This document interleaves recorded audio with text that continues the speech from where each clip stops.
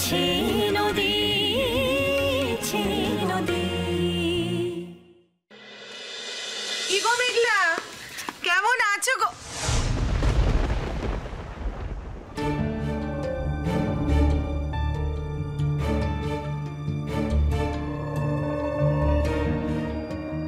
উমা, এই তো দুই বই আমার কথা রেখেছে দেখতে পাচ্ছি।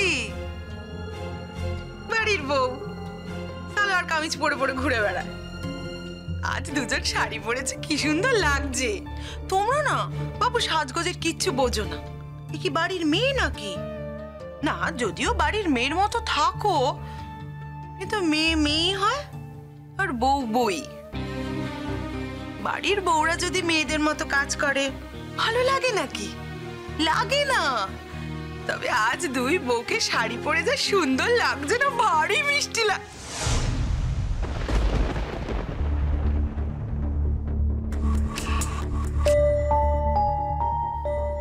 মেঘলা,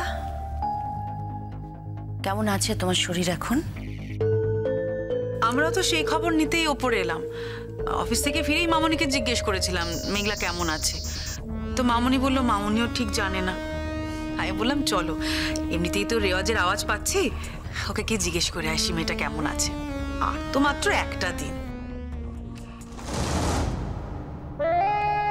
কি গো ছোট বৌদি, তোমার কাছে কত কিছু শিখিয়ে নিয়ে এলাম, বলছো না কেন? বলো না, বলো। মেঘলা, কি হলো? ফাংশনের একটা দিন বাকি আছে তো কি হয়েছে? তোমার শরীরের এই অবস্থা, তুমি পড়ে যাচ্ছ, অজ্ঞান হয়ে যাচ্ছ। তুমি কি এই অবস্থায় ফাংশনে গান গাইতে যাবে নাকি? তাই কখনো হয়? যাবে না মানে? কি অদ্ভুত কথা বলছিস তুই? এত বড় একটা অনুষ্ঠান গান গাইতে যাবে না? ও বড় বৌদি, তুমি একজন ডাক্তার হয়ে কি কথা বলছো বলো দেখিনি?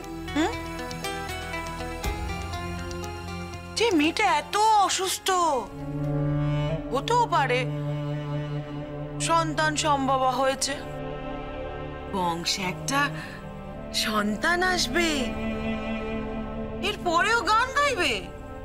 আর তাতার নাকি বলেছে ওকে বিছানা থেকে উঠতে না, তা গানটা গাইবে কি করে? হ্যাঁ তাই তো। শোনো মেঘলা, তোমার যে পরশুদিন গানের প্রোগ্রাম আছে সেটা তো আমি জানি। তুমি যদি অজ্ঞান না হয়ে যেতে না, আমি তোমাকে এটা নিয়ে একটা কথাও বলতাম না। কিন্তু এখন তো আর এটা তোমাদের দুজনের মধ্যে শুধু নেই মেঘলা। এটা যদি সত্যি হয়ে থাকে যে তুমি কনসিভ করেছো, তাহলে তো এটা আমাদের বংশের বাচ্চার ব্যাপার। দেখো, আমি তোমাকে পরিষ্কার জানিয়ে দিলাম